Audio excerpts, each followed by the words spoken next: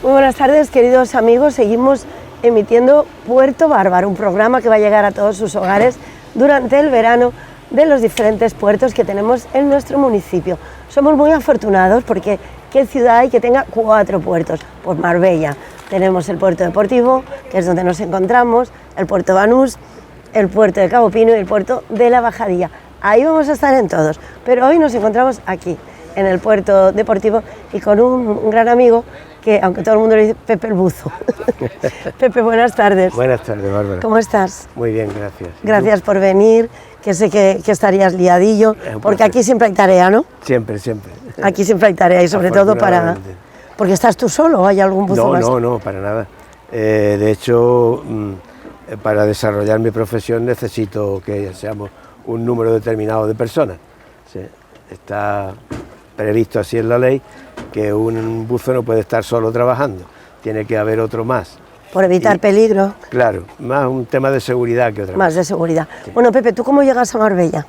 Pues mira, como supongo que llegaron muchísimos marbellíes actuales, yo nací en Coín y hasta los 6 años viví en Monda. Y bueno, pues por cuestiones de trabajo, mi padre se vino aquí y compró un terrenito para hacerse la casa, y cuando la casa estuvo medio terminada, pues se trajo a la familia. Entonces yo vine aquí con 7 años aproximadamente, una cosa así. Y desde entonces estoy aquí, tengo 68, imagínate. No, un chiquillo. Mira, ¿y cómo empieza tu trayectoria para ser buzo? Porque tú antes has pasado por otras cosas. Sí, la verdad es que he tenido la suerte de navegar muchas aguas, pero desde hace mucho tiempo, cuando yo tenía unos 24 años más o menos, pues descubrí el mar haciendo pesca submarina anteriormente, y poco a poco pues me fue llamando y me fue dando lo que yo necesitaba para ser feliz. Entonces dejé la pesca submarina, empecé con un equipo autónomo de un cuñado mío y empecé a conocer lo que era el buceo por sí, con aire comprimido. Y a partir de ahí pues ya se fue desencadenando todo hasta que lo dejé todo para dedicarme plenamente al buceo profesional. ¿Qué dejaste? Pues ¿Qué te compensó tanto meterte al buceo? Sí, mira, yo había estado trabajando prácticamente desde casi que era un crío. Cuando terminé el bachillerato me puse a trabajar en una agencia de viajes que era de un amigo muy íntimo de mi padre. Los dos eran cazadores y compartían mucho, y entonces pues en cuanto que el niño terminó los estudios se viene conmigo a trabajar, y así fue. En aquel entonces nosotros éramos 5 hermanos y bueno, la vida no era fácil para un carpintero, que tenía que trabajar muchas horas. Entonces en el momento que se terminó lo que él llamaba los estudios mínimos, que era el bachillerato, pues a trabajar, ¿no?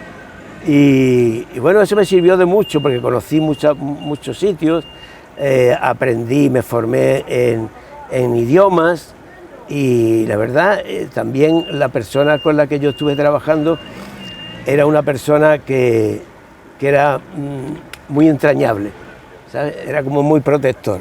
Eso es importante. Y siempre pues me llevaba por el buen camino, podríamos decir. Y así fue como yo me introduje en la agencia de viajes. Estuve muchos años ahí y finalmente pues de ahí fue de donde yo di el salto después a hacer transportes de barcos, para llevar barcos de un sitio a otro del mundo. ¿Del mundo? Del mundo, sí.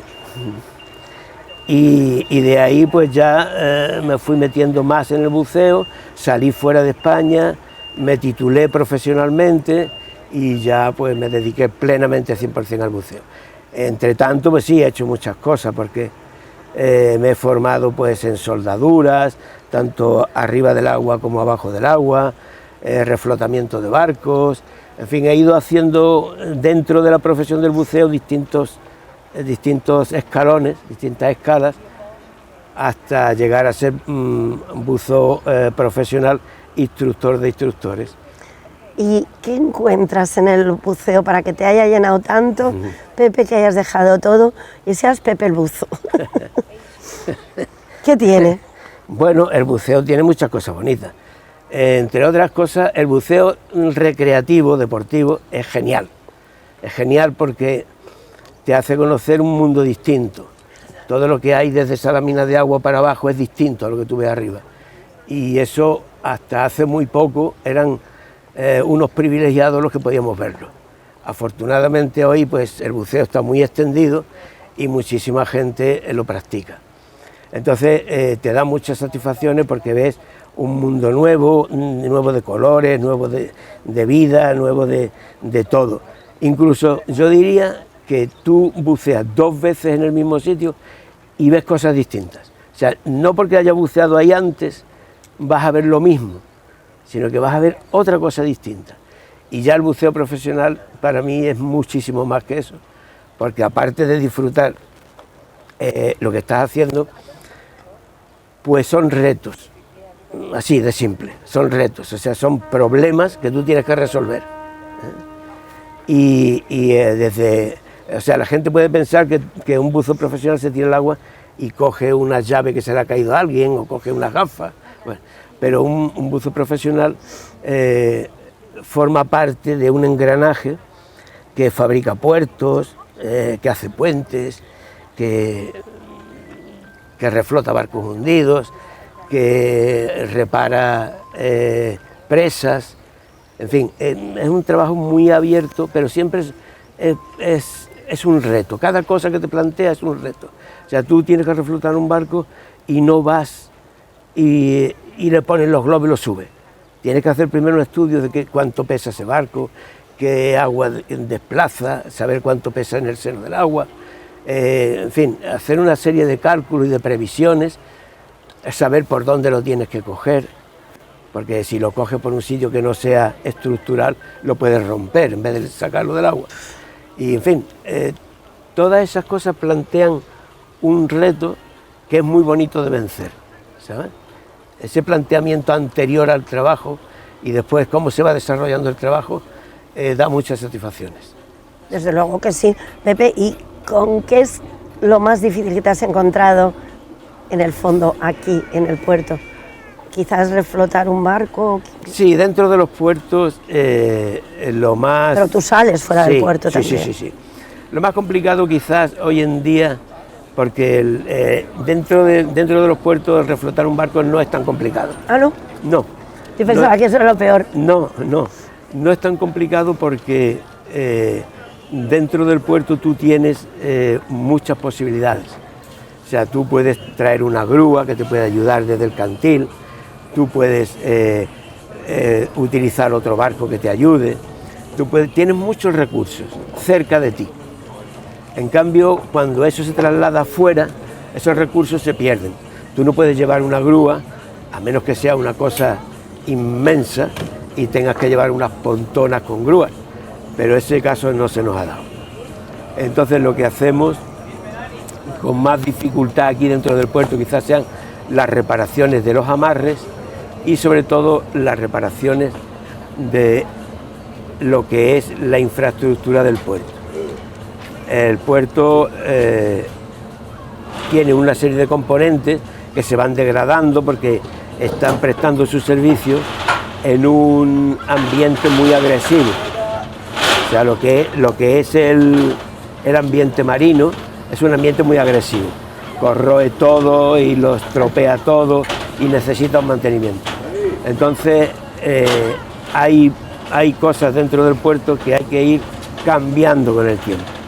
Y esos trabajos son complicados. Son complicados porque tú tienes que respetar una serie de condicionantes que no son fáciles. Pues tienes que cambiar elementos como vigas pretensadas, como piedras, como meter hormigón debajo del agua, ¿sabes? Hacer encofrados. Eso es lo más tedioso quizás, porque además se trabaja en condiciones muy difíciles. El puerto generalmente las aguas no son limpias, ¿sabes? Y bueno, entonces se requiere una cierta habilidad para saber en todo momento dónde estás y qué es lo que tienes que hacer. No equivocarte, coger una cadena que no es, ¿sabes? Tiene un seguimiento. O sea, eso avala tu profesionalidad, el que después de tantos años todo eso lo haces a la perfección, aunque necesites tener compañía. Sí, efectivamente, sí, eso es decir, la compañía es indispensable ya no solo como un elemento de seguridad, que lo exige la ley, sino que además te da una tranquilidad y te ayuda muchísimo. Sí, sí. Tener otro buzo trabajando contigo debajo del agua es una genialidad.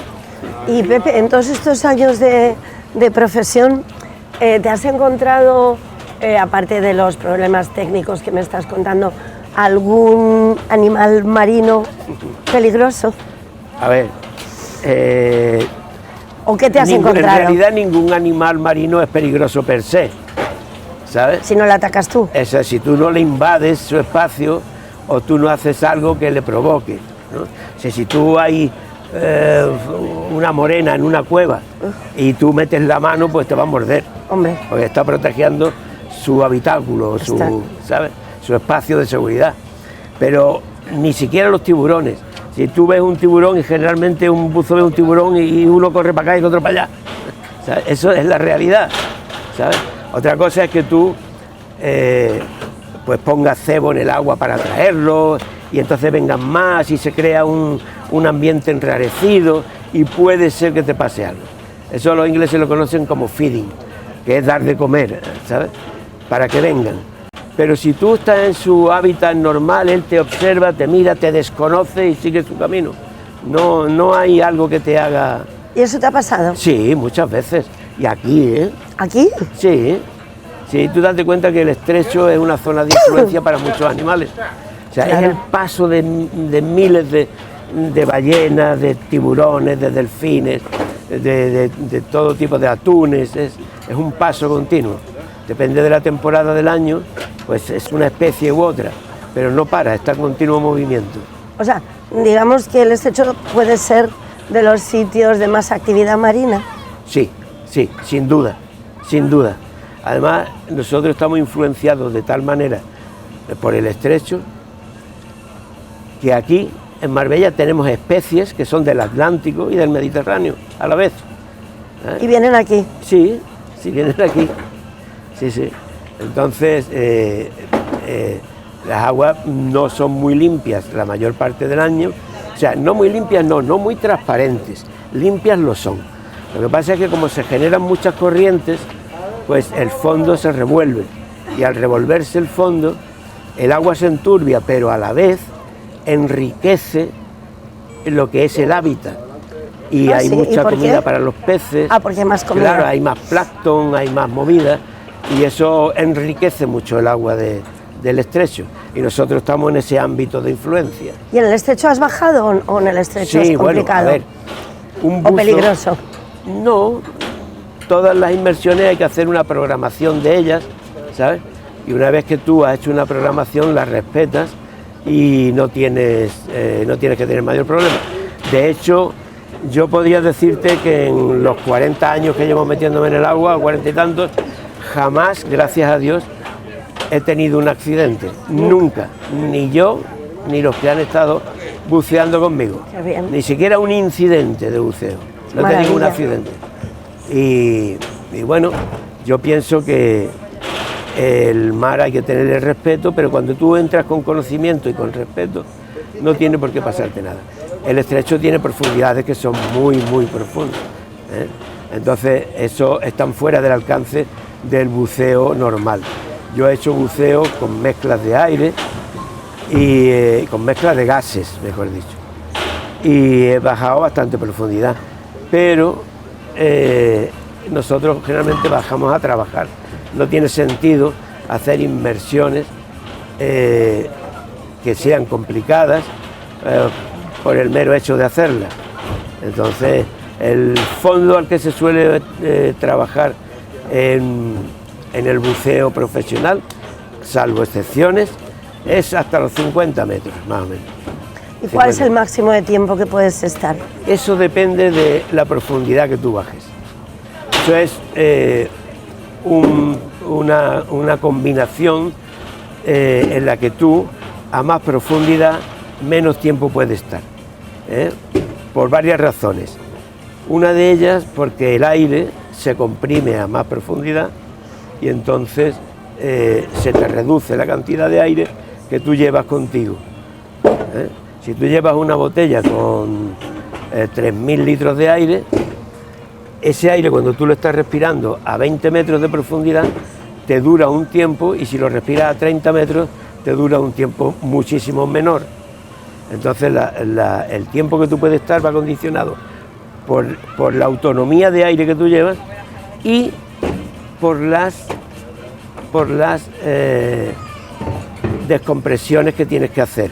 Las descompresiones son para eliminar el nitrógeno residual. Sí, hay mucho ruido.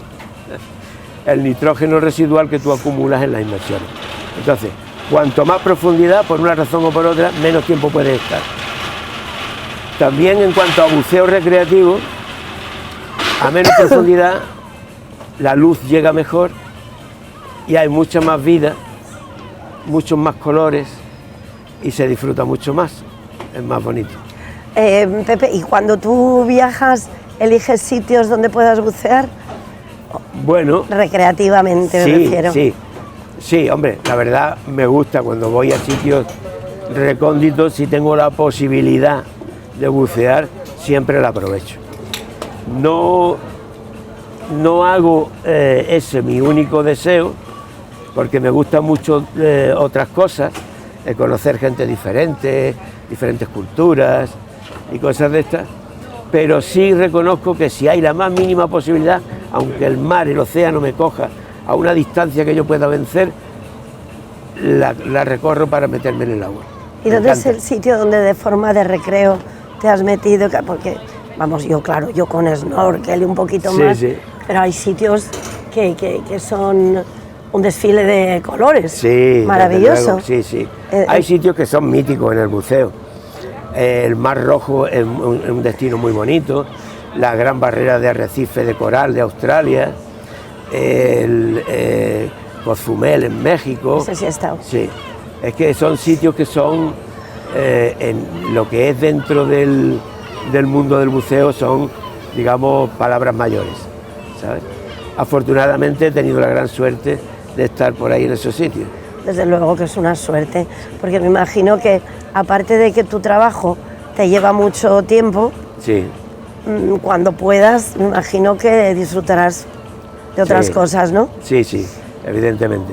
Además, no sé, a mí personalmente son muchas más cosas las que me gustan en la vida, además de el buceo. Vamos, que no soy monotemático. Importante. Que me gusta la moto, me gustan los drones, me gusta nadar, me gusta navegar a vela. Así que siempre, en tu vida siempre hay algo de lo que puedes disfrutar. Y así no cansarte siempre de algo, siempre haciendo lo mismo. ¿Quién te iba a decir a ti que, siendo de tierra adentro, ¿verdad?, de Coín, fueras una persona tan involucrada en el mar, en los fondos marinos y en un puerto? Así es. La verdad es que yo desde pequeño tenía esa ilusión, fíjate. Qué curioso, ¿eh? Sí, mi padre, como se vino muy temprano a trabajar aquí, pues de vez en cuando nos traía para ver cómo iba haciendo la casa. Y entonces yo descubrí el mar, fíjate cómo son las cosas. Yo descubrí el mar cuando tenía 5 años y lo descubrí desde el puerto de Ojén. ¡Madre mía! Sí. Bueno, allí a la lejanía, claro. Evidentemente. Claro. Éramos 5 hermanos, mi madre y mi padre, en la moto. Imagínate. ¿En la moto? En la moto. Dios mío, si eso parece un chiste. Parece una película de José Luis Pepá. Totalmente. Entonces, se queda la suegra diciendo, ¿por qué no me llevas? Faltaba poco. Entonces resulta de que mi padre pues tenía que parar de vez en cuando porque nos cansaba. ¿Y qué moto era? Ya metidos en faena. Una Montesa Impala era. Madre mía. Entonces aquello era un aparato, ¿no? Un aparato, desde luego. Y entonces paramos en el puerto de Ojén y desde ahí arriba yo vi el mar por primera vez y me quedé asombrado. Y le digo, papá, ¿y ese río tan grande, ese río cuál es? Y dice, eso no es un río, eso es el mar. Y yo me quedé flipado. Digo yo, ahí tengo yo que ir. Y en cuanto que vinimos a Marbella, lo primero que hice fue correr hasta la playa, ¿sabes? Para verla. Mi madre, evidentemente, con muchísimo miedo. El niño, que si el agua, que si no sé qué, que si no sé cuánto, ¿no? Y ahí fue cuando yo creo que empezó una relación de amor con el mar. O sea, el primer día que lo viste te metiste de lleno. Un flechazo, que se dice. Sí, sí, sí, la verdad que sí. Yo muchas veces pienso cómo habrá personas de interior, claro, sí, que se mueren, se van para el otro barrio. Sin haber conocido el mar, ¿eh? Yo que soy una enamorada del mar, desde luego. Sí. Y yo aquí estoy feliz, me relaja. Luego huelo, bueno, huelo poco porque tengo catarro, pero vaya, que sí. Me encanta, me encanta. Yo siempre he pensado que los pueblos, sin despreciar nada, evidentemente, no. Pero que los pueblos que están a la orilla del mar siempre tienen un carácter más libertario que los pueblos del interior, en el sentido de que por el mar ha llegado muchas influencias de países extraños, de culturas diferentes. Es verdad. Pues desde los fenicios, los romanos, los árabes, y todo lo que sea venir con una cultura diferente es enriquecer a los que están en ese pueblo. Totalmente. En cambio, las culturas que viven en el interior, pues perduran más, o son más tradicionales, menos abiertas, ¿sabes? Es verdad. Y bueno, cada cosa tiene su misterio. Pero yo creo que la gente que vive a la orilla de un mar son más abiertos de mente, por eso. Yo también lo pienso, yo estoy de acuerdo contigo, que somos muy afortunados, Pepe, de vivir aquí, y como yo decía al principio, ¿qué ciudad hay que tenga 4 puertos? Desde luego. Es que yo no la conozco, al igual la hay, pero vaya que somos muy afortunados, y este puerto que está en el centro, que puedes venir a tomarte una copa, a comer, a cenar, sin tocar el coche, que hoy en día es tan peligroso, y a darte un paseo. Luego tenemos nuestra Virgen del Carmen aquí, en fin, que somos muy afortunados, ¿verdad? Yo también lo creo. Tú también lo crees, ¿no? Sí, así es, sí. Pepe, pues muchísimas gracias por haber hecho un huequito en tu trabajo y haber venido a hablar conmigo, que me encanta. Encantado. Aunque te he mareado mucho, que si el sitio aquí, que si el sitio allí, pero bueno, al final aquí estás. Eso no tiene que importancia. además has venido en bicicleta. Sí. Que hacer deporte. Eso, otro privilegio. Pues sí, es verdad, es verdad. Es que a mí trabajar aquí en el puerto que me encanta. Pues Pepe, muchas gracias. A ti siempre. Ha sido un placer estar contigo. Gracias. Y nos vamos desde aquí, desde el Puerto Deportivo Virgen del Carmen. Muchas gracias por haber estado ahí. Volveremos, por supuesto, durante todo el verano con este puerto bárbaro. Y gracias siempre por su fidelidad.